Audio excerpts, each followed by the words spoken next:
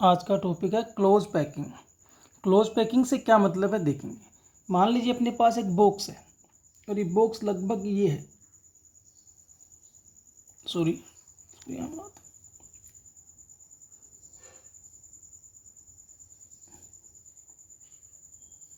ये एक बॉक्स हमें मिला है, ठीक है। और इस बॉक्स में हमें बॉल फिट करनी है। बॉल्स क्या होते हैं, हार्ड होते हैं, स्पेयर होते हैं, है ना, गोलाकार होते हैं। तो हमें एक hard sphere at constant particle यानी कि बॉल्स को इस बॉक्स में फिट करना है। अब देखिए इस बॉक्स का एक स्पेस है, वो फिक्स है, कांस्टेंट स्पेस है ना। इस कांस्टेंट स्पेस में हमें बॉल फिट करनी है और इस प्रकार से फिट करनी है कि ज़्यादा से ज़्यादा बॉल इसमें इंक्लूड हो। तो आपने एक बॉल रखी, फिर ये दूसरी बॉल रखी, फिर आपने ये तीसरी बॉल रखी, फिर आपने चौथी बॉल रखी। करेक्ट है, आ रही के बाद समझ में। और ये बॉल सेम है, सेम साइजेज की बॉल है, हमने रख दी। क्या इसमें पांचवी बॉल फिट हो सकती है? अनदर बॉल इसमें फिट हो सकती है? नहीं हो सकती। इसका मतलब गिवन स्पेस में जितने maximum number of balls include हो सकते थे वो हमने इंक्लूड कर लिए। और इसके लिए हमने क्या किया कि बॉल्स को एक दूसरे के साथ टच करते हुए रखा ताकि जो इम्पटी स्पेस है वो मिनिमाइज हो जाए, कम से कम हो जाए। समझ में आ रही बात? जैसे मान लीजिए आपको मैं फिर से एक बात कहता हूँ कि इस बॉक्स की जगह मान लीजिए ये वाला बॉक्स होता, स्पेस बढ़ा देते अपन थोड़ा सा, देखो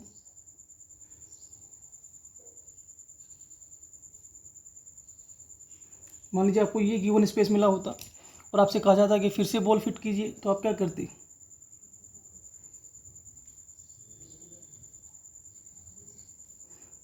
वो ये करते कि एक दूसरे के साथ टच करते हुए बॉल्स को रखते, इस तरीके से इसमें अरेंज करते। तो बॉल्स के नंबर बढ़ गए, पर क्या इसमें एक और बॉल इंक्लूड हो सकती है? नहीं हो सकती। तो ये हमने क्या किया है, मैक्सिमम नंबर ऑफ बॉल्स को गिवन स्पेस में इंक्लूड कर दिया। इस प्रकार का जो अरेंजमेंट है, that arrangement is called closed packing. Clear होगी बात? तो क्लोज पैकिंग का मतलब क्या है कि पार्टिकल्स को इस प्रकार से अरेंज किया जाए कि वो मैक्सिमम नंबर में इंक्लूड हो, है ना। क्लियर होगी बात? तो एक बात यहाँ रखना ध्यान, ये तो बॉल्स को एग्जाम्पल से कहा हमने।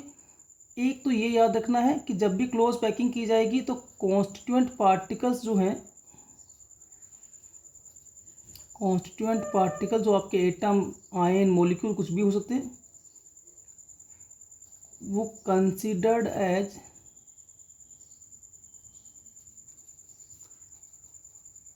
Hard sphere. सबसे पहले ये याद रखेंगे कि जब भी क्लोज पैकिंग की बात की जा रही है तो दिमाग में होना चाहिए कि कॉन्स्टिट्यूएंट पार्टिकल्स जो हैं वो हार्ड स्पेयर के रूप में कंसिडर किए गए। और सेकंड हमने क्या किया, हमने पार्टिकल्स को इस प्रकार से अरेंज किया कि particles arrange in such A way that maximum number of particles include in given space, है ना। तो particles arrange in such A way that maximum number of particles include in given space. आपको जो भी space available हुआ उस space में maximum numbers include कैसे किए जाएं, ये पैटर्न जो है इसको हम कहते हैं क्लोज पैकिंग, है ना। तो this type of arrangement is called, this type of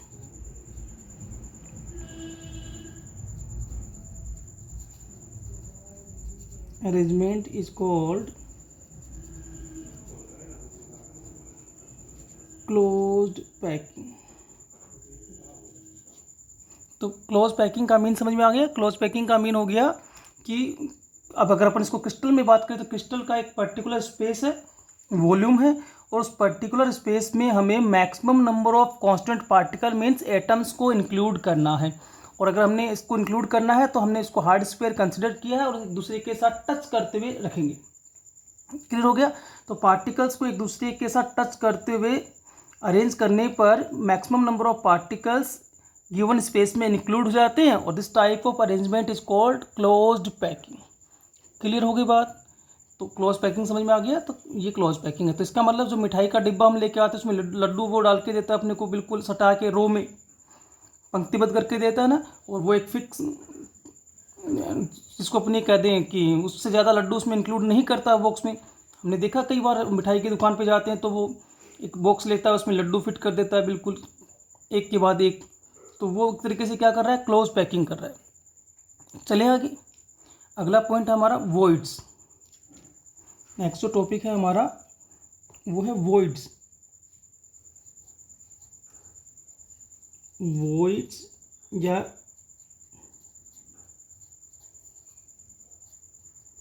interstitial space, whole कह दीजिए, एक ही बात है, वॉइड्स या इंटरस्टिशियल स्पेस।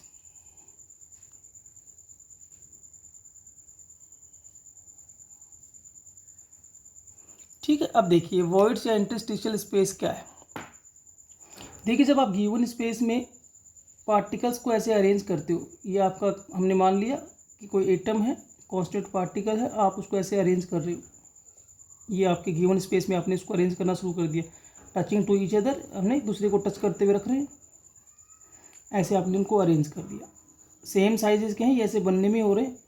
ठीक है, अब आपने, ये आपका गिवन स्पेस था, आपने इसमें मैक्सिमम नंबर को इंक्लूड कर दिया। अब जब आपने इसमें मैक्सिमम नंबर को इंक्लूड कर दिया तो अपन इसको समझते, देखिए कि मान लीजिए ये हमारा गिवन स्पेस था,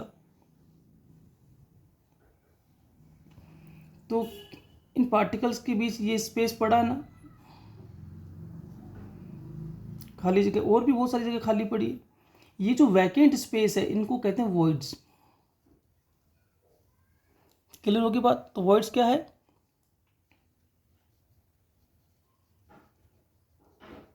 vacant space in closed packing structure.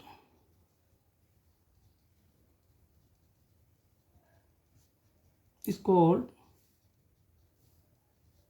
Voids. Easy है। क्लोज पैकिंग स्ट्रक्चर में जो वैकेंट स्पेस है वो वॉइड्स कहलाते हैं। ठीक है, अब ये वॉइड्स कितने टाइप्स के हो सकते हैं वो देखिए, टाइप्स ऑफ वॉइड्स। चलते हैं तो अपन टाइप्स ऑफ वॉइड्स में सबसे पहला टाइप्स है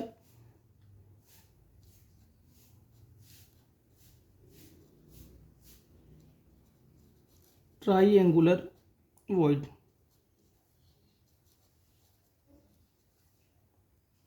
जो पहला टाइप है वो है ट्राइएंगुलर वॉइड्स। ट्राइएंगुलर वॉइड्स कब बनता है, देखिए ट्राइएंगुलर वॉइड्स बनाने के लिए अपन एक डायग्राम का सहारा लेते हैं, एक प्रयास करते हैं। देखिए मान लीजिए कि ये हमारा एटम है, एटम को हमने कैसे कंसिडर किया, हार्ड एंड स्पेयर, तो ये हार्ड भी है और ये स्पेयर भी है। ठीक है, तो एक एटम ये है जिसको अरेंज करना है और क्लोज पैकिंग में, तो हमने इनको ऐसे अरेंज किया, देखिए कि भाई ये दो और ये एक। जब हमने इसको ऐसे अरेंज किया तो ये बीच में क्या दिखाई दे रही है आपको, एक वॉइड है ना, खाली जगह ये बीच के अंदर, ये पूरा टच नहीं हो रहा, देखो इसके अंदर ये खाली जगह है ना ये बीच में। तो इन तीन एटम्स को हमने, तीन गोलों को हमने अरेंज कर दिया और तीनों एक दूसरे को टच करते हुए दिखाई दे, तीनों एक ही प्लेन पे है, इसी कागज़ पे बन गई तीनों, तो सेम प्लेन पे है। और इनके बीच में जो वॉइड बन रही है ये वॉइड कहलाती है ट्राइएंगुलर वॉइड्स, क्योंकि इसकी शेप ट्राइएंगुलर है ना। तो देखिए अगर मैं इसको कहूँ डायग्रामेटिक तौर पे यहाँ बना के दिखाएं तो अपन ये कह सकते हैं कि ट्राइएंगुलर वॉइड कब बनी, जब आपने तीन स्पेयर्स को एक दूसरे के साथ टच करते हुए रखा। ठीक ऐसे ना, देखो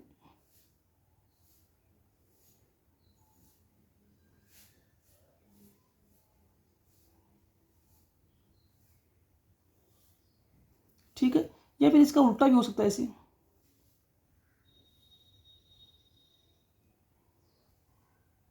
एक ही बात है, ऐसे रख दें से, समझ में आ रही बात, इसको उठा के ऊपर रख दें ऐसे, ये लो, तो एक ट्राइंगुलर वॉइड्स बन रही है। अब देखिए ये जो वैकेंट स्पेस यहाँ दिखाई दे रहा है या यहाँ दिखाई दे रहा है, ये क्या है, ये वैकेंट स्पेस है ट्राइएंगुलर वॉइड्स। क्यों? क्योंकि देखिए इनको ध्यान से, इसमें तो ये स्पेस ऐसे बन रहा है और इसमें ये स्पेस ऐसे बन रहा है, पर है तो ट्राइंगुलर ही। तो कब बनता है ट्राइंगुलर वॉइड्स? अगर डिफाइन करें तो इसको, जब तीन स्पेयर एक दूसरे को टच करते हैं, जब तीन स्पेयर सेम प्लेन पर एक दूसरे को टच करते हैं, तो अपन कह सकते हैं ना कि अगर इसकी एक लैंग्वेज बने तो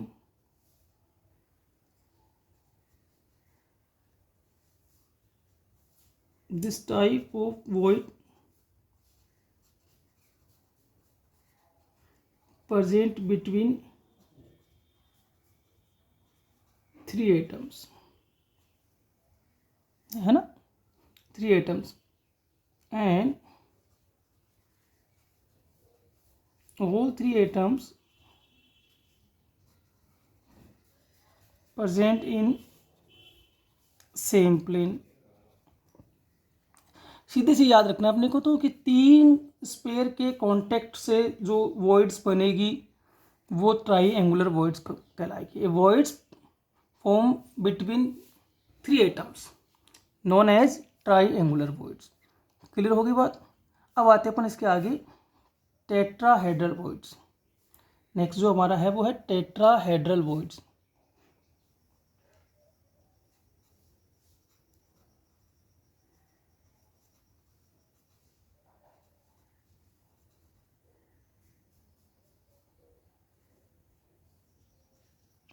टेट्राहेड्रल वॉइड्स कैसे बनेगी देखो, तो एक बार इसको समझ लेते हैं, फिर इसको आगे डायग्राम में बना लेंगे। टेट्राहेड्रल वॉइड्स को बनाना है अपने को, तो वही तरीका अपनाते हैं। देखिए ये बॉल्स हिल रही है पर अपन इसको एटम्स समझ रहे हैं, ये दो और ये एक यहाँ रख दिया, तो तीन एक प्लेन में हमने रख दिए, ठीक है। इनके बीच में वॉइड दिखाई दे रही है ना, हम तीन स्पेस को हमने कॉन्टैक्ट में रख दिया इन द सेम प्लेन, तो इनके बीच में एक वॉइड बन रही है, ठीक है। ये तो ट्राइएंगुलर वॉइड। अब इस तीन के इस बीच में जो वॉइड है, इस वॉइड के ऊपर हमने ये एक और रख दिया ऐसे, या बिलो भी रख सकते हैं। ये तो हमने अबाउ रखा है, ये बिलो रख दिया, दिख रहा है, तो वो वॉइड कवर्ड हो गया। पर क्या वो वॉइड अब है नहीं? वॉइड तो है ना, वॉइड नीचे से देखेंगे तो दिखाई देगी वो, क्योंकि राउंड है, ये तो स्पेरिकल है। तो ये जो चौथा आपने इस पर रखा है वो इसके ऊपर रखा है ऐसे, 1 मिनट, ये ऐसे रख दिया, ठीक है, ये ऐसे रख दिया। तो इनके बीच में जो वॉइड बनी वो टेट्राहेड्रल वॉइड्स कहलाएगी। और ये कितनों के कांटेक्ट में आने से बनती है? 4 एटम्स के कांटेक्ट में आने से बनती है। अब इसको डायग्रामेटिक तौर पे करके देखते देखिए कि ये हमारे पास जो हमने किया वही अपने डायग्राम में बना लेते हैं। सबसे पहले 1 2 एंड 3। अब इसके बीच में एक वॉइड दिखाई दे रही है अपने को, इन तीनों के बीच में एक वॉइड है। अब फोर्थ जो स्पेयर है वो हमने कहाँ रखा है? इनके ऊपर रखा है या इसके नीचे रखा है, अबव एंड बिलो, जो भी आप सोचे। तो मैं इसको डॉट से अबव बना देता हूँ कि हमने यहाँ रखा है, तो फोर्थ स्पेयर रख दिया हमने। अभी भी ये वॉइड है, तो ये जो वॉइड बनेगी, इस वॉइड को हम कहेंगे टेट्राहेड्रल वॉइड्स। टेट्राहेड्रल वॉइड्स, ठीक है। अगर इसको मैं यूं कहूं, देखिए कि एक्चुअल में क्या हुआ वो ध्यान देना अपने को। तो तीन ही तो एक प्लेन में है, तो these three are in same plane.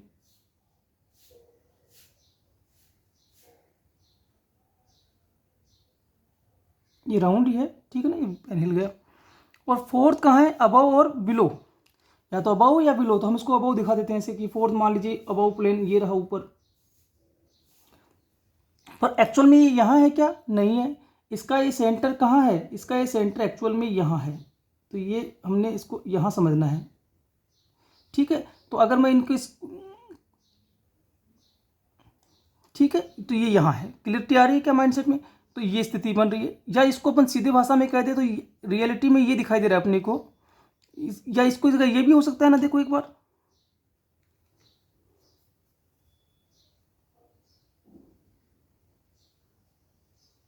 One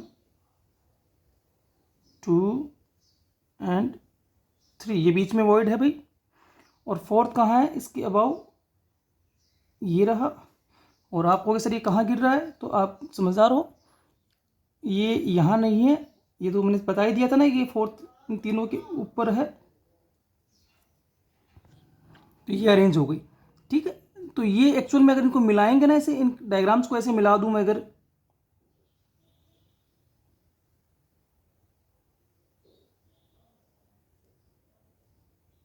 तो ये टेट्राहेड्रल स्ट्रक्चर बनती है। और लग रहा है कि टेट्राहेड्रल स्ट्रक्चर्स के कॉर्नर्स पे, चार कॉर्नर्स पे चार पार्टिकल अरेंज है। तो अगर मैं इसको ऐसे बनाऊं तब भी कोई समस्या नहीं होनी चाहिए किसी को, कि ये एक एटम ऐसे ही है ना, देखो ऊपर, ये दूसरा एटम, ये तीसरा एटम और ये चौथा एटम, और ये इनके बीच में बन रही है एक वॉइड। समझ में आ गई बात, ये एक वॉइड बन रही है, ये एक वो, ये ऐसे, ये कनेक्टेड है एक दूसरे के साथ ऐसे। तो टेट्राहेड्रल कंडीशंस में बॉन्ड ऐसे ही होते हैं ना, तो ये एक बीच में क्या बन रही है, वॉइड, और ये वॉइड क्या कहलाएगी, टेट्राहेड्रल वॉइड। तो टेट्राहेड्रल वॉइड्स के डायग्रामेटिक तौर पे तो हमने कई तरीके से देख लिया इसको, बस सीधे शब्दों में ये समझ लिए कि ये कितने स्पेयर्स के कांटेक्ट में आने से बनती है, चार स्पेयर्स के कांटेक्ट में आने से बनती है।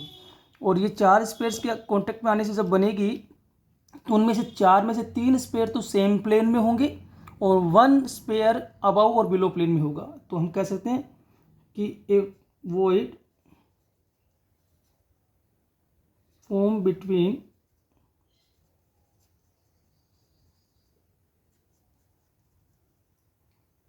फोर एटम्स, कह दूँ स्पेयर कह दूँ, एक ही बात है,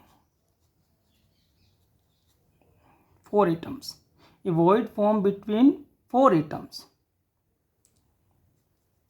known as tetrahedral voids।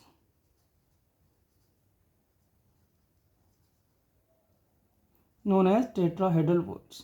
और याद रखने वाली बात क्या है यहाँ पे,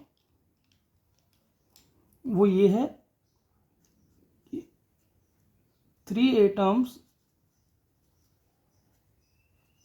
are in same plane and one in above और below plane। तो चार में से तीन एटम तो सेम प्लेन में प्रेजेंट है, ठीक है, और एक एटम जो है वो या तो उन तीनों के ऊपर है या उनके नीचे है, पर चारों एक दूसरे के कांटेक्ट में, ठीक है। चलें आगे। तो इस तरीके से टेट्राहेड्रल वॉइड्स क्रिएट होती है, चार एटम्स के बीच क्रिएट होती है। पर याद रखने वाली बात है, वो ध्यान देना एक बार, कि ये जो टेट्राहेड्रल वॉइड्स है उसका शेप देखिए, तो शेप तो इसका अभी भी क्या है, यही है, ट्रायंगुलर। तो नोटेड पॉइंट हो गया अपना कि टेट्राहेड्रल वॉइड्स जो आप काम में लेंगे उसका शेप टेट्राहेड्रल नहीं है। तो हम लिख सकते हैं shape of tetrahedral void is not tetrahedral.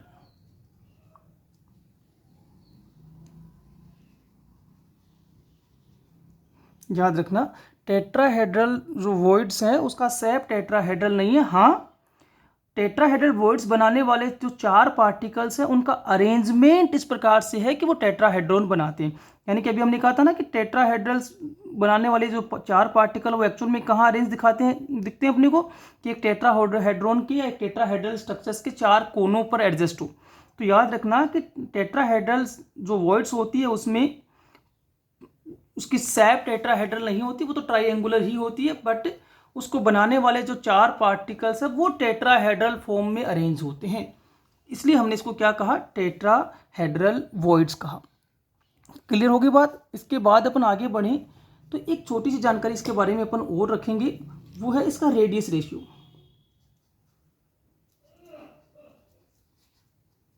Radius ratio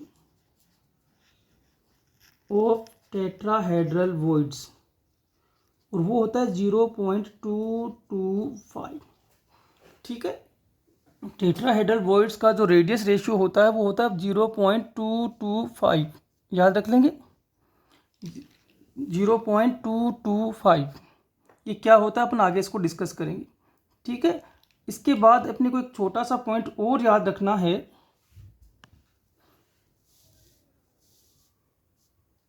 वो है हमारा number of tetrahedral voids, number of tetrahedral voids in unit cell. ठीक है, number of tetrahedral void in unit cell वो कैसे निकलेगा, तो वो देखो वो इक्वल होगा 2 into number of atoms per unit cell. उस यूनिट सेल में जितने नंबर ऑफ एटम्स होंगे उसके डबल बनेंगे टेट्राहेड्रल वॉइड्स। तो ये बेसिक बातें हमारे लिए निकल के आगे सामने टेट्राहेड्रल वॉइड से रिलेटेड। तो जो पहला पॉइंट टेट्राहेड्रल वॉइड्स में है वो ये कि ये 4 एटम्स के कांटेक्ट में आने से बनती है। दूसरा पॉइंट जो है वो ये है कि टेट्राहेड्रल वॉइड्स का शेप जो है वो टेट्राहेड्रल वॉइड नहीं है, वो ट्रायंगुलर ही है, बट हाँ यहाँ पार्टिकल्स का अरेंजमेंट टेट्राहेड्रल फॉर्म में है। थर्ड पॉइंट ये हो गया कि इसका जो रेडियस रेशियो है वो 0.225 होता है, याद रह जाएगा। और फोर्थ पॉइंट जो इसके बारे में जो रिलेटेड पॉइंट है वो ये है कि टेट्राहेड्रल्स कितने बनेंगी, how many number of tetrahedral voids are form in a unit cell. तो एक यूनिट सेल में जितने नंबर ऑफ एटम्स प्रेजेंट है उसके डबल बनेगी।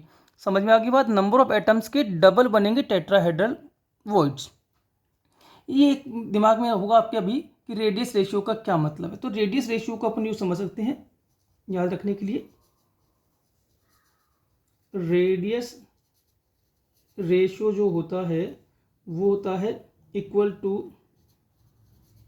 Radius of cation upon radius of anion, ये इसका रेशियो होता है। ठीक है, radius of cation upon radius of anion. और जब आप रेडियस रेशियो किसी वॉइड्स का निकालते हो तो वॉइड्स केटाइन की जगह पर आ जाती है, यानी कि ये मान के चलिए कि वॉइड्स में एनाइन कभी नहीं आते, वॉइड्स में हमेशा केटाइन ही प्रेजेंट होंगे, इसलिए वॉइड्स को पॉजिटिव माना जाता है। पॉजिटिव चार्ज वाइज नहीं है, और चार्ज वाइज भी समझ ले तो कोई दिक्कत नहीं, अपने को केटाइन आने वाला है इसके अंदर तो वो चार्ज वाइज ही समझ लेते हैं इसको। तो radius ratio is equal to radius of cation upon radius of anion. और अगर टेट्राहेड्रल वॉइड्स का या ऑक्टाहेड्रल वॉइड्स का या किसी भी प्रकार की वॉइड्स का रेडियस रेशियो कैलकुलेट कर रहे हो तो वॉइड्स की रेडियस को केटाइन की जगह रखा जा सकता है, वॉइड्स की रेडियस को केटाइन की जगह रख सकते हैं। तो यहाँ अगर मैं इसी फॉर्मूले को चेंज करूँ तो क्या हो जाएगा, radius ratio of tetrahedral void is equal to radius of tetrahedral voids upon radius of anion या रेडियस ऑफ एटम जिससे वो बना है। क्लियरिटी आ गई बात। तो ये है टेट्राहेड्रल वॉइड्स। अगली हमारी जो हेडिंग होगी वो हो गई ऑक्टाहेड्रल वॉइड्स।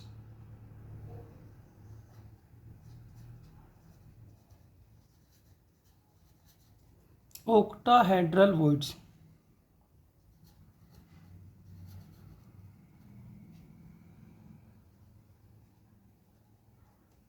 ठीक है, ऑक्टाहेड्रल वॉइड्स। अब ये ऑक्टाहेड्रल वॉइड्स कैसे बनेगी देखो, इसको समझने के लिए अपन एक काम करते हैं। देखिए इसको ध्यान से एक डायग्राम में जाते हैं, डायग्राम को समझते हैं।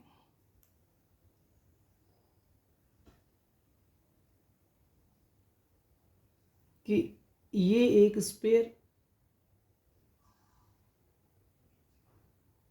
ये दूसरा sphere,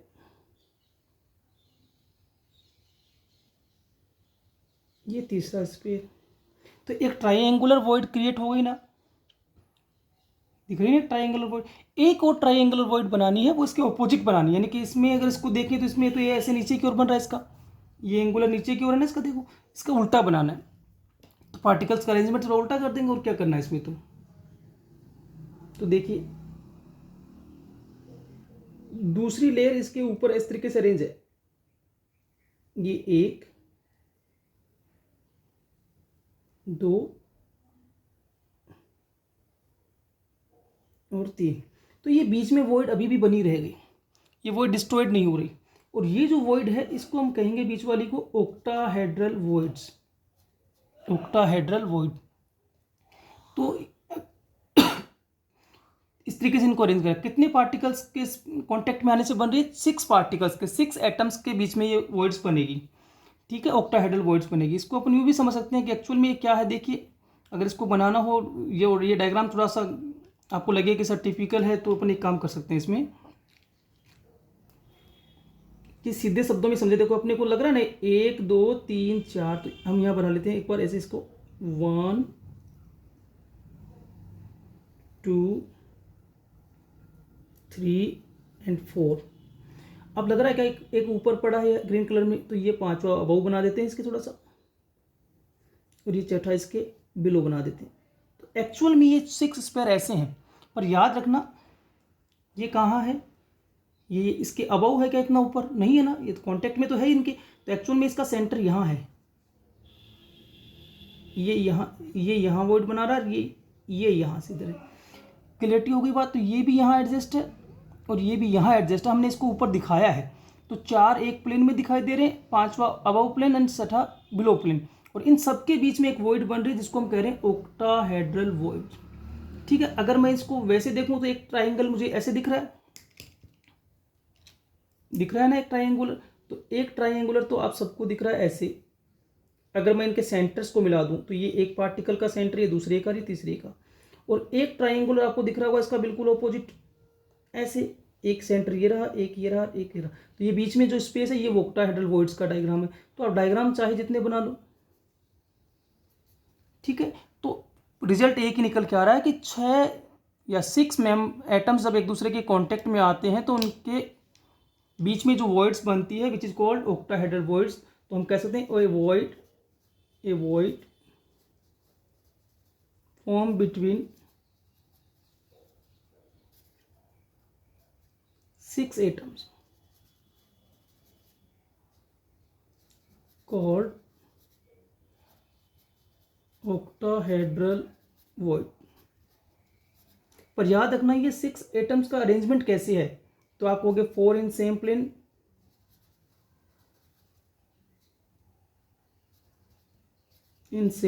plane, and 1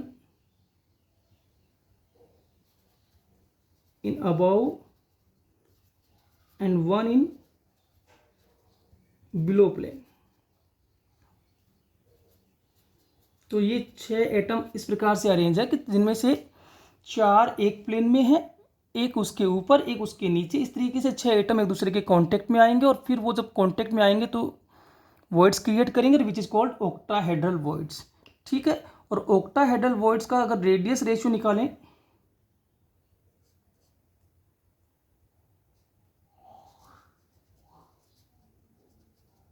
radius ratio, तो रेडियस रेशियो तो वही होता है radius of cation upon radius of anion, और कैटायन की जगह अपन क्या लिखते हैं, रेडियस ऑफ वॉइड। तो ये आएगा 0.414। क्लियर हो गया। और अगर कोई आपसे पूछे नंबर ऑफ ओक्टाहेड्रल वॉइड्स कितने बनेंगे, ये कैलकुलेट करके बताइए, तो हम बता देंगे number of octahedral voids equal to number of atoms per unit cell। ठीक है, number of atoms per unit cell. तो याद रखना एक यूनिट सेल में जितने नंबर ऑफ एटम्स प्रेजेंट है उसके इक्वल नंबर में बनेंगे ऑक्टाहेड्रल वॉइड्स और उसके डबल नंबर में बनेंगे टेट्राहेड्रल वॉइड्स। तो इस तरीके से ये हो गया अपना एक टॉपिक वॉइड्स। तो एक्चुअल में फिर से एक बार मैं रिपीट कर देता हूँ। तो वॉइड्स का मतलब तो सीधे शब्दों में क्या हो गया, voids means vacant space in close packing structures. तो ये जो क्लोज पैकिंग में आप क्या करते हो, एटम्स को एक सीक्वेंस में टच करते हुए इस प्रकार से अरेंज करती हो कि ज़्यादा से ज़्यादा एटम्स कम से कम स्पेस में इंक्लूड हो जाए। That type of arrangement is called close packing. उस क्लोज पैकिंग के बावजूद भी हम क्या देखते हैं कि चूंकि ये स्पेरिकल होने की वजह से ये 100% स्पेस ऑक्यूपाइड नहीं करते हैं, तो जितना स्पेस ऑक्यूपाइड कर लेते हैं वो तो अलग बात है, जो वैकेंट रह गया, जो एटम्स के बीच स्पेस वैकेंट रह गया, वो हम कहते हैं वॉइड्स या इंटरस्टिशियल स्पेस। अब ये वॉइड्स 3 टाइप्स के हो गए, ट्राइएंगुलर वॉइड्स। ये वॉइड्स बनती है 3 स्पेस के कांटेक्ट में आने से। 3 स्पेस जब कांटेक्ट में आते हैं तो एक वॉइड बनती है which is called triangular void, और इसकी शेप भी ट्राइएंगुलर ही होती है। फिर है टेट्राहेड्रल वॉइड, ये 4 स्पेयर के कांटेक्ट में आने से, 4 एटम के कांटेक्ट में आने से बनती है, जिनमें से 3 एटम सेम प्लेन में होते हैं जो एक दूसरे के कांटेक्ट में होते हैं, और चौथा एटम, 4th एटम उसके अबव या बिलो प्लेन में होता है। ठीक है, यहाँ शेप टेट्राहेड्रल नहीं है, but the arrangement of 4 particles are in a tetrahedral form. ठीक है, और रेडियस रेशियो इसका 0.225 है। पर जब सबसे इंपॉर्टेंट बात है वो है number of tetrahedral voids in unit cell, तो वो होगा number of atoms present in unit cell का 2 टाइम्स। एक यूनिट सेल में जितने नंबर ऑफ एटम्स प्रेजेंट है उसके डबल बनेंगे। ऑक्टाहेड्रल वॉइड्स कब बनती है? जब 6 एटम्स आर इन कॉन्टेक्ट, और उनमें क्या होता है 4 in the same plane and one in above and below planes. और ये जब 6 एक दूसरे के कॉन्टेक्ट में आते हैं तो उनके बीच में एक वॉइड बनती है which is called octahedral voids, है ना। इसका रेडियस रेशियो 0.414 है, और इन number of octahedral voids are equal to number of atoms present in unit cell. तो याद रखना, ऑक्टाहेड्रल वॉइड्स एटम्स नंबर्स के इक्वल बनती है और टेट्राहेड्रल वॉइड्स उसके डबल बनती है। ठीक है, चलें अगले। नेक्स्ट टॉपिक है कोऑर्डिनेशन नंबर। कोऑर्डिनेशन नंबर से क्या मतलब? देखिए, एक क्लोज पैकिंग कंडीशंस को हम लोग एज्यूम करते हैं। तो एक पार्टिकल ये रहा, ये दूसरा हार्ड एंड स्पेरिकल है, तो ये टच ही कर सकते हैं दूसरे के साथ। इस तरीके से मान लीजिए एक अरेंजमेंट चल रहा है, और इस अरेंजमेंट में मैंने आपसे पूछा कि ये जो पार्टिकल है, ये जो स्पेयर है, ये जो एटम है, ये कितने स्पेयर्स के साथ टच करता है? तो आप कहोगे सर 1 और 2, है ना। तो मैं कह देता हूँ इसका कोऑर्डिनेशन नंबर जो है वो 2 है। फिर आप समझ जाएंगे क्या कहना चाह रहे हैं। ठीक है, अगर इसको अपन अगले एग्जाम्पल पे ले जाते हैं, नेक्स्ट एग्जाम्पल का देखते हैं। अगर मान लीजिए एक अरेंजमेंट ये है पार्टिकल्स का क्लोज पैकिंग स्ट्रक्चर्स में,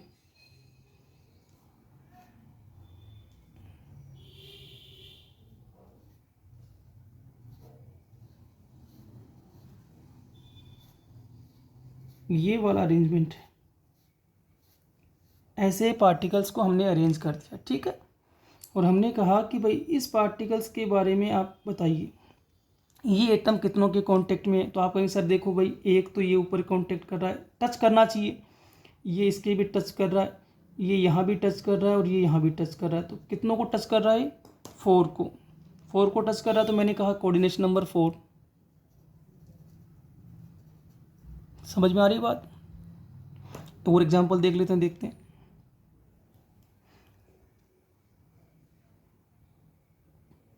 ये पार्टिकल्स का अरेंजमेंट का पैटर्न बदल रहा हूँ। ठीक है, अब इसमें तो हमने क्या किया था, स्पेयर के ऊपर स्पेयर अरेंज किए ना, वर्टिकली भी अलाइन और हॉरिजेंटल भी अलाइन। इस बार हम क्या कर रहे हैं कि ये एक रो बना दी, सेकेंड रो जो हम बना रहे हैं वो इनके डिस्पर्सन में बना रहे हैं। ऐसे ये जो खाली पड़े खड्डे से हो गए ना, यहाँ बना रहे हैं। थर्ड रो नीचे ऐसे बना दी, मान लीजिए।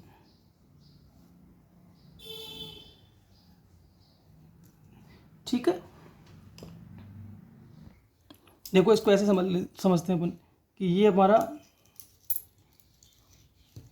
एटम है, तो हमने इसको एटम को ऐसे अरेंज कर लिया 1 2 3। ठीक है, अगर ऐसे अरेंज किया तो ये तो पहली वाली कंडीशंस हो गई। इस कंडीशंस में इसको देखते हैं अपन कि ये कितनों के कांटेक्ट में। ठीक है, तो आप कहोगे 2 के कांटेक्ट में। अब कहते हैं अपन दूसरी स्थिति देख रहे हैं, तो दूसरी स्थिति ऐसे तो बनाइए कि सेम लेयर जैसे पहली है वैसी ही दूसरी है, देखो, है ना, ऐसी।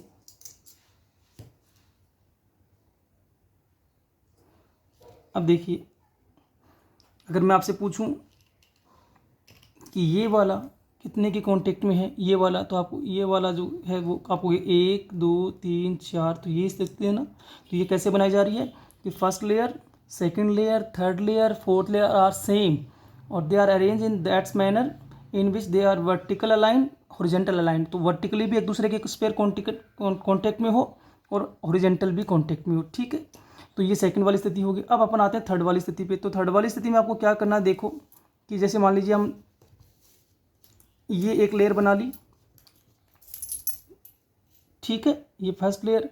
अब ये जो बीच में स्पेस बना है, हम सेकंड लेयर वहाँ अरेंज करेंगे।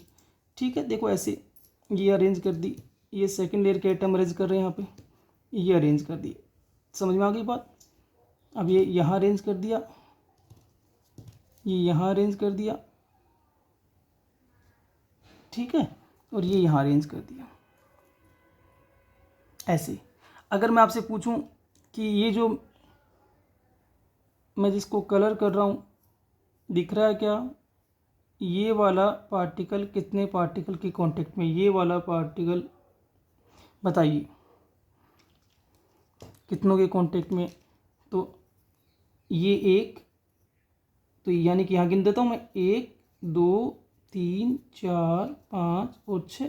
देख लीजिए 1 इसके कांटेक्ट में है ना, 2 3 4 5 6, तो कोऑर्डिनेशन नंबर हो गया 6। आपको समझ में आ रहा है कि कोऑर्डिनेशन नंबर का मतलब क्या है? ठीक है, हटा दूँ। तो कोऑर्डिनेशन नंबर का मतलब क्या हो रहा है, हमने यहाँ कहा कि एक स्पेयर दो स्पेयर के कांटेक्ट में, दो स्पेयर को टच करता है तो स्पेयर नंबर हो गया 2, 4 को टच करे तो 4 और 6 को टच करे तो 6। तो इसका मतलब तो यही हुआ कि कोऑर्डिनेशन नंबर का सीधा अर्थ ये निकाल लेते हैं अपन लोग, how many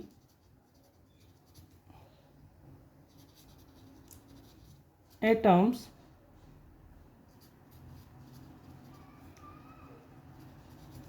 touching with a particular sphere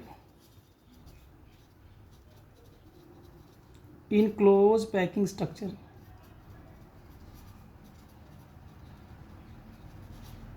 How many atoms touching with a particular sphere in close packing structure? That number is called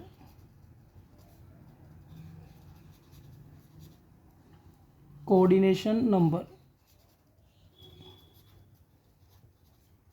तो सीधे सीधी बात यही हुई कि क्लोज पैकिंग में एक स्पेयर कितने स्पेयर्स के साथ टच है ना, कितने स्पेयर्स को कांटेक्ट कर रहा है, वो नंबर ही क्या कहलाएगा, कोऑर्डिनेशन नंबर कहलाएगा। यहाँ 2 को कर रहा है तो कोऑर्डिनेशन नंबर 2 हो गया, 4 को करे तो 4 हो गया और 6 को करे तो 6 हो गया। क्लियर होगी बात? कोई डाउट नहीं है? समझ में आ रही है बात? चलें आगे। चलिए अगले पॉइंट अपन पढ़ेंगे टाइप्स ऑफ क्लोज पैकिंग। तो हमारी जो अगली हेडिंग है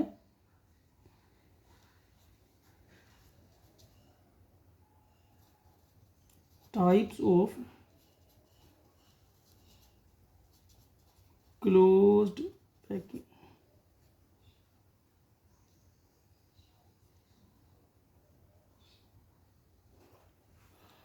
टाइप्स ऑफ क्लोज्ड पैकिंग, ठीक है। तो उसमें सबसे पहला टाइप्स हम पढ़ेंगे वन डायमेंशनल क्लोज पैकिंग। जो सबसे पहला हम पढ़ेंगे वो है वन डायमेंशनल क्लोज्ड पैकिंग। पहला है हमारा वन डायमेंशनल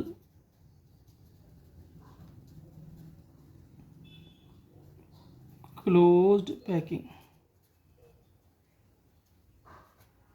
वन डायमेंशनल से मतलब तो समझ गए होंगे, एक ही डायरेक्शन में क्लोज पैकिंग करनी है।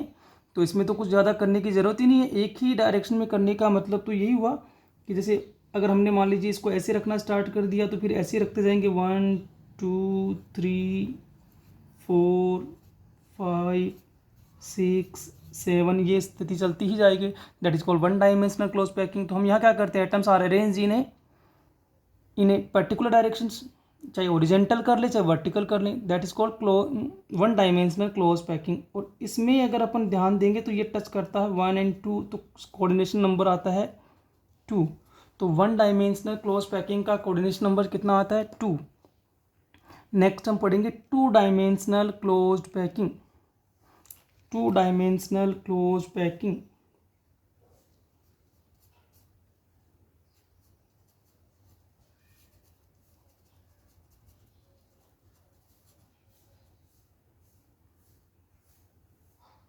टू डायमेंशनल में क्या करना पड़ेगा, हॉरिजॉन्टल वर्टिकल दोनों डायरेक्शंस में पार्टिकल्स को एटम्स को अरेंज करना पड़ेगा। एक्चुअल में अपन इसको ये कह सकते हैं कि वन डायमेंशनल जो रो बनाई है उनको अरेंज करेंगे तो टू डायमेंशनल बन जाएगा। कैसे, देखिए फटाफट एक बार कि ये एक वन डायमेंशनल रो है ना, वन डायमेंशनल, और एक ऐसी ही वन डायमेंशनल रो और ले आऊँ मैं, ऐसी ही एक वन डायमेंशनल रो और ले आऊँ और उनको ऐसे अरेंज कर दूँ इस डायरेक्शन में। समझ में आ रही बात? तो ये 2 डायमेंशनल हो गया। क्या आप सर कैसे, तो ये ऐसे भी चल रहे हैं ना इस डायरेक्शन में, और ये ऐसे भी चल रहे हैं इस डायरेक्शन में, तो 2 डायमेंशनल हुआ कि नहीं हुआ, तो ये है 2 डायमेंशनल। ठीक है, तो 1 डायमेंशनल रो से क्या बनाएंगे, 2 डायमेंशनल बनाएंगे। अब इसमें 2 कंडीशंस बनेगी, देखना ध्यान से। सबसे जो पहली बनेगी वो बनेगी स्क्वायर क्लोज्ड पैकिंग।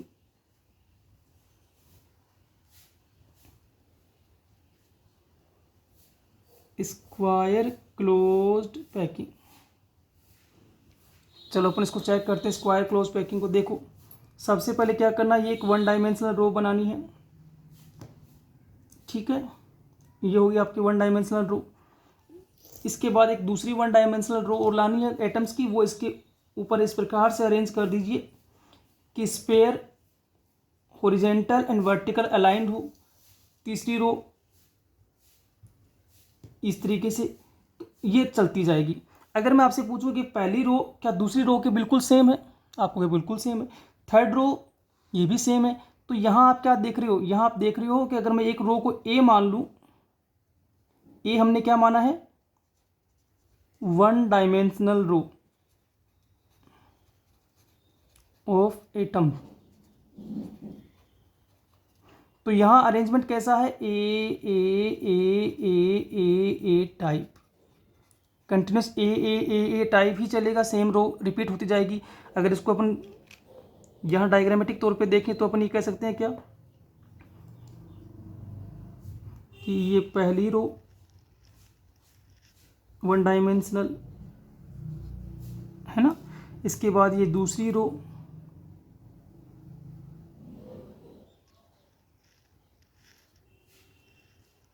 और फिर ये 2 रो हो गई, फिर ये थर्ड रो बिल्कुल पहले की जैसी आएगी। इनको आप स्पेरिकल समझेंगे, क्लियर कर दूं मैं, स्पेरिकल समझेंगे इनको। फिर इसके बाद अगली रो सेम साइज के भी समझेंगे, ये तो मैं ऐसे ही जल्दी में बना रहा हूँ ऐसे। तो ये एक के ऊपर एक रो एडजस्ट होती चली गई। अब इस रो में जब आप कहोगे कि इसका कोऑर्डिनेशन नंबर निकालिए, जैसे सेंटर वाले को पकड़ लिया हमने कि इसका निकालिए, तो 1 2 3 और 4, ये 4 कॉन्टेक्ट में इसके बिल्कुल है ना। और इन 4 को अगर मैं ऐसे मिला दूं, अगर मैं इन चारों को ऐसे मिला दूं, तो एक क्या बनता है, स्क्वायर क्रिएट हो रहा है। और इसीलिए हम इसको क्या कह रहे हैं, square close packing. Coordination number कितना है, 4।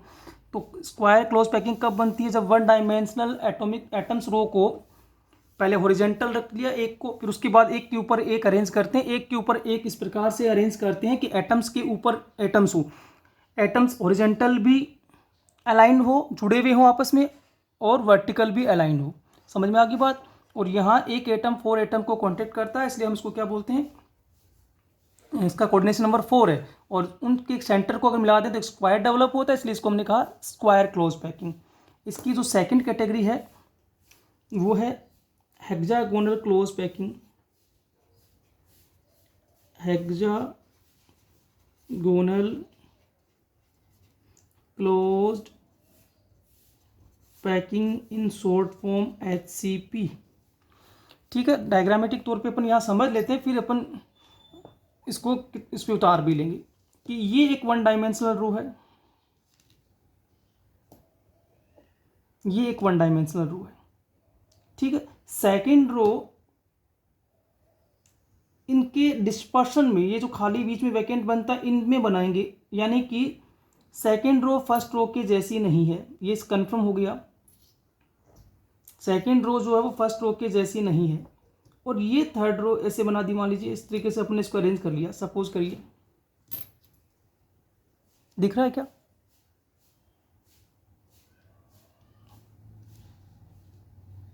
ठीक है, ये अरेंजमेंट कर लिया। पहले वाले में इसमें क्या फ़र्क है, पहले में तुमने क्या किया था, सारे एटम वर्टिकल भी अलाइन थे और हॉरिजेंटल भी अलाइन थे। यहाँ ये हॉरिजेंटल तो अलाइन है पर वर्टिकल अलाइन नहीं है। यहाँ देखिए एक बात ध्यान से, अगर मैं इसको पहली लेयर को ए मान लूँ तो क्या दूसरी उसके बिल्कुल जैसी है, आपको कहीं नहीं है, अलग है ना उससे। और थर्ड फिर से रिपीट हो रही है, तो ये किस टाइप का पैटर्न हो गया, अगर फर्स्ट लेयर को ए मान ले, सेकंड को बी मान लें, थर्ड फिर से वैसे ही, फिर वापस से क्या आएगी बी, फिर वापस से ए बी। तो ये एक अल्टरनेट टाइप का अरेंजमेंट है। ठीक है, समझ में आ रही बात। और यहाँ अगर मैं आपसे कहूँ कि भाई ये वाला स्पेयर कितने स्पेयर के कांटेक्ट में है, ये वाला, तो आपको सर 1 2 3 4 5 और 6, तो कोऑर्डिनेशन नंबर कितना हुआ 6। और इनको आपस में मिला दें तो एक हेक्सागोनल स्ट्रक्चर डेवलप होगी। ठीक है, इसको अब हम डायग्राम पे देख लेते हैं। डायग्राम पे देख लेते हैं इसको फटाफट एक बार। हमने क्या किया था, हमने अरेंज किया था अभी 1 2 3 4 5, ये एक रो। सेकंड रो जो थी, बी जो रो थी, वो ए से डिफर थी। क्यों डिफर थी? क्योंकि वो कहाँ अरेंज है, वो इनके डिस्पर्सन में अरेंज है।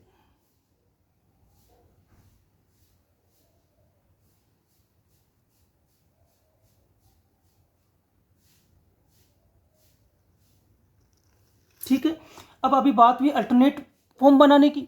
अल्टरनेट फॉर्म बनाने का मतलब अगर मैं इसके नीचे की ओर बनाऊं तब तो ये वाली रिपीट होगी, और ऊपर की ओर बनाऊं तो ये वाली रिपीट होगी। ठीक कह रहा हूं ना मैं भाई? ग्रेनिस वाली ये वाली लेयर बनाऊं तब तो ऊपर बनानी पड़ेगी, तब तो इसके जैसी बनानी है।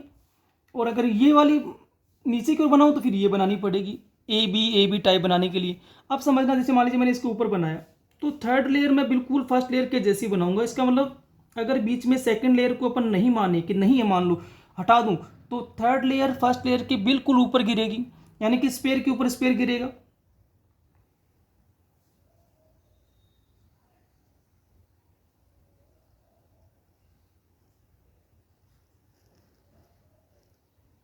यानी कि इसका सेंटर और इसका सेंटर, इसका सेंटर, इसका सेंटर अलाइंड है बिल्कुल। अगर मैं बीच से इस लेयर को हटा लूं, सेकेंड लेयर को हटा लूं, तो क्या होगा, ये बिल्कुल इसके ऊपर गिरेंगे। अब फिर से अगर लेयर बनानी हो तो अगली लेयर आप समझ गए होंगे अल्टरनेट फॉर्म में ये आएगी, ये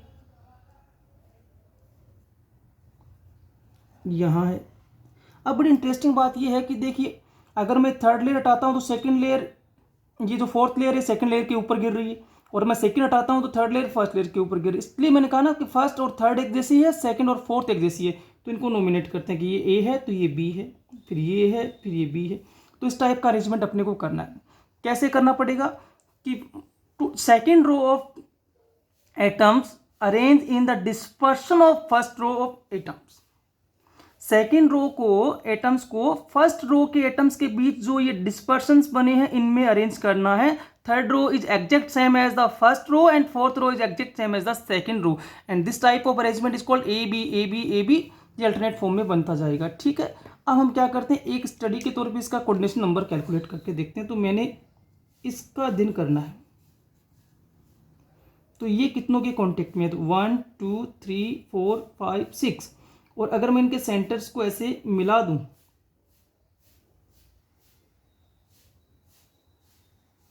तो एक हेक्सागोनल स्ट्रक्चर डेवलप होती है। इसलिए हमने इसको क्या कहा, हेक्सागोनल क्लोज्ड पैकिंग। तो कोऑर्डिनेशन नंबर इसका 6। तो ये हो गया 2 डायमेंशनल क्लोज पैकिंग।